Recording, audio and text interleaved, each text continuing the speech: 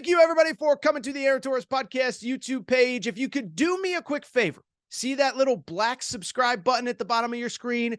Go ahead, click that black subscribe button. Really does help our audience grow, really does help our channel grow, really does help and mean more than you could possibly know. So go ahead, hit that little black subscribe button. Also, thank you to our presenting sponsor, Betfred Sportsbook and the Betfred Sportsbook app. Bet 50 on any game, get $250 in free bets.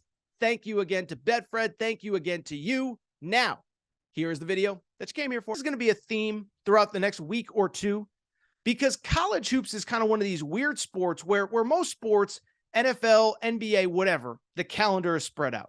But everything in college hoops is going on right now. And so in addition to the bracket, there are the 68 teams that are in, but there are also a lot of teams that are currently looking for coaches. And we're right in the middle of the college basketball coaching carousel right now. And on Monday, a story that we have talked about at length on this show, maybe more than any other topic in the coaching carousel world, became official. On Monday, Chris Beard, the former maligned, fired head coach of the University of Texas. We talked about him when he got arrested in December. We talked about him when he got fired in January. We talked about him when charges were dropped a few weeks ago, and we talked about him when he was linked to Ole Miss about a week or so ago. Well, on Monday, he was officially hired by Ole Miss, and I got to tell you, you already know I have a lot of thoughts on this deal. And so listen, at this point, you don't need me to tell you what happened with Chris Beard and why he was let go at Texas. He was arrested in December, charged with 2 felonies. Those 2 felonies were eventually dropped. And at this point, there is nothing else for me to add. I've said many times, I didn't think he was going to coach maybe ever again at the college level, let alone this soon. But the charges were dropped. And I'll readily admit, once the charges were dropped, I did think he was going to come back at some point. With that said, did I think he was going to come back this fast? Did I think he was going to come back 2 months after being fired by Texas? I didn't. I am still working off of a blueprint from about 2, 3, 4 years ago. Because 2, 3, 4 years ago, 5 years ago, 10 years ago, 15 years ago, if a college football or college basketball coach did something either really dumb in his personal life, like a Hugh Freeze, like a Bobby Petrino, if he did something that broke NCAA rules, like a Rick Pitino, if he did something even that broke the law, like Chris Beard was accused of doing before charges were dropped, usually it was a process to get back in. By the way, not comparing what was in the police report with Chris Beard with what happened with Bobby Petrino, with what happened with Hugh Freeze. Everything is a little bit different. But in general, there had been kind of a blueprint for how you had to do it. You had to kind of disappear for a year. Then you had to do the apology tour. You had to do some interview with somebody that made you feel sympathetic. Then you took some crap low-level job, and then you worked your way back up, and 4, 5, 6 years later, you got the opportunity again. It's what even as recently as right now, Rick Pitino had to do. No Power 5 was offering Rick Pitino a job until he did his stint at Iona first. Hugh Freeze doesn't get the Auburn job if he doesn't rehab his image at Liberty. And so to be blunt, I am a little bit stunned that 3 months after an arrest, 2 months after he got fired at Texas, even with charges dropped, that Chris Beard was named the head coach at Ole Miss. But on the flip side, I'll also say this. I don't know that I'm really that surprised. On the one hand, these reports had come out about a week ago that Ole Miss was interested in Chris Beard. They were vetting him. They were doing his background. And 2, while I've said many times, I don't know if in this climate at this moment, I would personally hire Chris Beard. I do think it's an interesting scenario for Ole Miss because I think there's a few things at play here. One, I think Ole Miss looked themselves in the mirror and they said 2 things. The first one, certainly of which all other programs that hire any controversial coach have said. The first thing I think Ole Miss said when they thought about the possibility of hiring Chris Beard is, 1, if we don't hire him, somebody else will, right? We talked about it a little bit with Rick Pitino last week. We talked about with Rick Pitino with St. John's. I believe in my sourcing and my understanding on Rick Pitino is that up until about 2 weeks ago, I don't think St. John's was interested. And then it kind of hit him over the forehead like a frying pan. It was kind of like, if we don't hire him, somebody else, possibly our Big East rival, will. And I think Ole Miss kind of came to that realization as well. If we don't hire him, somebody else will. But beyond that, it is kind of interesting how this all worked out for Ole Miss, right? Because why it is so interesting is because of one simple thing. We can put aside, I don't even want to say put aside. We can acknowledge what Chris Beard was accused of doing, what Chris Beard was charged with, and those charges ultimately were dropped, but what was also in the police report with Chris Beard. We can acknowledge that there was some not good stuff in that police report, even if charges were dropped. What we can also not deny is that if you put it aside and you acknowledge charges are dropped, and if you acknowledge that charges are dropped, somebody is going to hire him, and that ultimately at some point he was going to get a second chance. He's also a really good basketball coach. Like, prior to all of this happening, prior to December 11th or whatever the day of the arrest was, I think we all universally agreed, right? Like, Chris Beard's probably one of the 10 best coaches in college basketball. Starts at the JUCO level, starts as an assistant under Bobby Knight, goes to D2 schools and has success, goes to Little Rock, gets to the NCAA tournament in year 1, beats Purdue, then gets to Texas Tech. By year 2, has them in the Elite 8. By year 3, has them playing in a national championship game, goes to Texas, and this year has a team that is clearly good enough to win a national championship. And so we talked about this when the Ole Miss stuff kind of came up. The bottom line is that while what Chris Beard was accused of doing, charges dropped, we get it. It's not good. What we also can't deny is that he is probably, again, outside of Rick Pitino, the best coach that was available. And what is so interesting is Ole Miss had to kind of look themselves in the mirror and say this. Yes, Ole Miss basically had 2 decisions. Let me put it like this. Ole Miss, they could have gone the safe, boring route. They could have found the mid-major coach that had success in this NCAA tournament and said, screw it, let's hire that guy and see how it goes. They could have hired a mid-major guy. They could have hired somebody from another power conference, whatever. But nobody is guaranteed to have success like Chris Beard. And I think what Ole Miss kind of did was they looked in the mirror and they said this. No, we don't love what's in his background. But one, we're going to go ahead. We're going to do our due diligence. We're going to ask all the questions. We're going to talk to the right people. But we only have one chance to hire a head coach in his prime that has taken a team to a Final Four, right?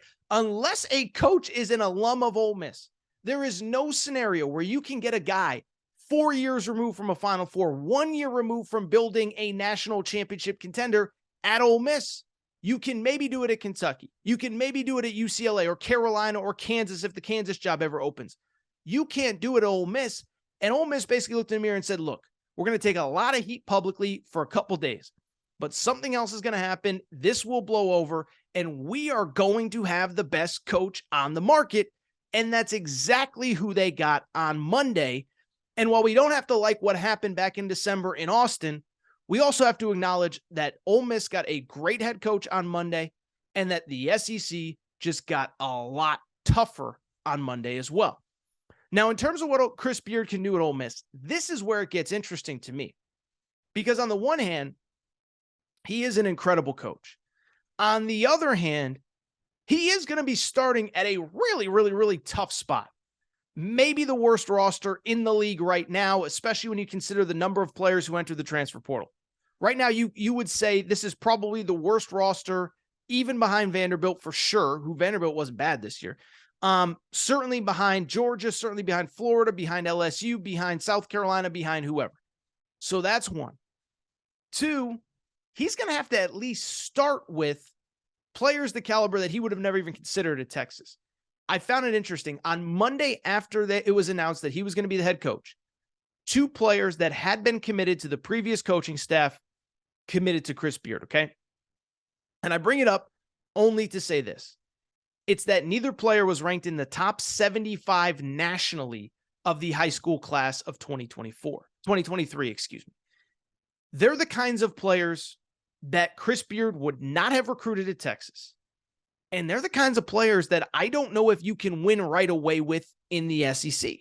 So I commend him for keeping those scholarships and honoring those scholarships. And I think part of it is he just needs players on his roster.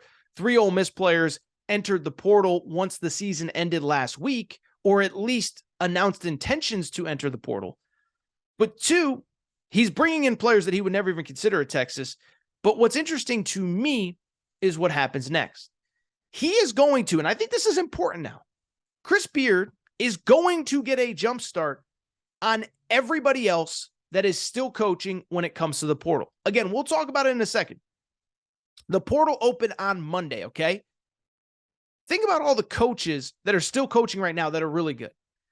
Eric Musselman loves the portal. He's still coaching. Nate Oates loves the portal. He's still coaching. John Calipari, whoever, Bill Self, Andy Enfield at USC, Tommy Lloyd at Arizona, whoever you think of as the great portal recruiters, they're still preparing for games. Chris Beard doesn't have to worry about that. Chris Beard can jump in the portal, call whoever, get on the phone with them, talk to him as much as he wants, have them visit campus, and he can get rolling right away.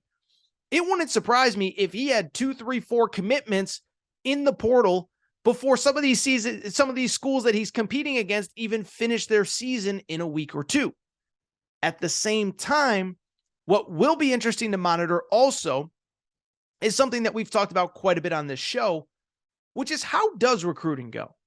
Because I think it's one thing when you're at the top of your game at an elite school like Texas that offers everything, going to the SEC, we assume they have a great NIL program.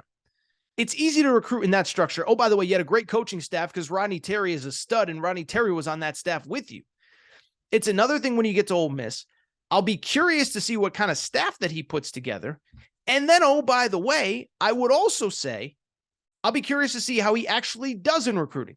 Because on the one hand, yes, I can see him getting kids to commit. On the other, and we've discussed this the last 2 or 3 months, it is going to be very interesting to see how parents, specifically mothers, handle having Chris Beard in their homes, or if they allow Chris Beard in their homes at all. We've talked about it a lot. But what is the sales pitch in college basketball, in recruiting? Sure, in 2023, some of it is NIL and playing time and opportunity and university. But a lot of it is, I'm going to be a father figure to your son. You can trust me with him. We're going to turn him from a boy to a man. And as I've said many times, there's a lot of moms that are going to say, I don't want him turning out anything like you because I've read that. So Chris Beard has had time to think about it. He's had time to kind of sit things out. And I'm sure he's come up with all the answers to these types of questions that he'll get in recruiting. Still, it'll be interesting to follow, but I also can't deny that, as I said a minute ago, the SEC just got much tougher today on Monday. And I'll be curious to see what he can do at a school like Ole Miss. First of all, I'll be curious. As of right now, I have not seen a contract structure. So I'll be curious if he's really kind of bound to Ole Miss for the next few years. I assume if Ole Miss is taking a chance on him, they did not give him a contract in which he can get out of it in a year or 2 and go to a quote-unquote better job.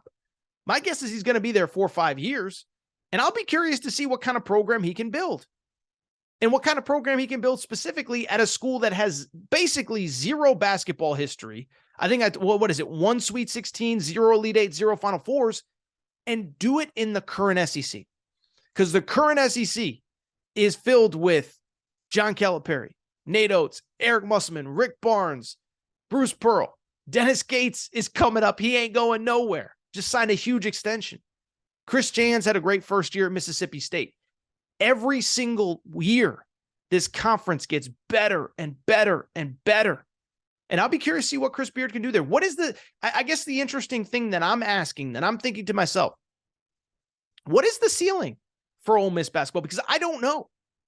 I know what it has been in my life, but they've never had a coach the caliber of Chris Beard in my life. You know what it kind of reminds me of? It kind of reminds me of Auburn before Bruce Pearl got there. Now it's easy to forget. Now Bruce Pearl's been there 8, 9 years.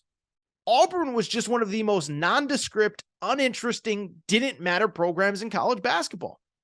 Then Bruce Pearl got there, It's one of the toughest places in the country to play. It's a perennial NCAA tournament team. We saw them win an SEC regular season last year, SEC tournament success before, Final Fours. Is that something that Chris Beard can do at Ole Miss? I'm not willing to discount it. I'm not willing to say that it can't happen. I'm just curious to see how it goes down. So again, we can put us, I'm not saying we should, but at some point we have to acknowledge that whether we like it or not, whether we believe Chris Beard should be back in coaching or not, he is back. And I think he's going to make Ole Miss a contender very quick.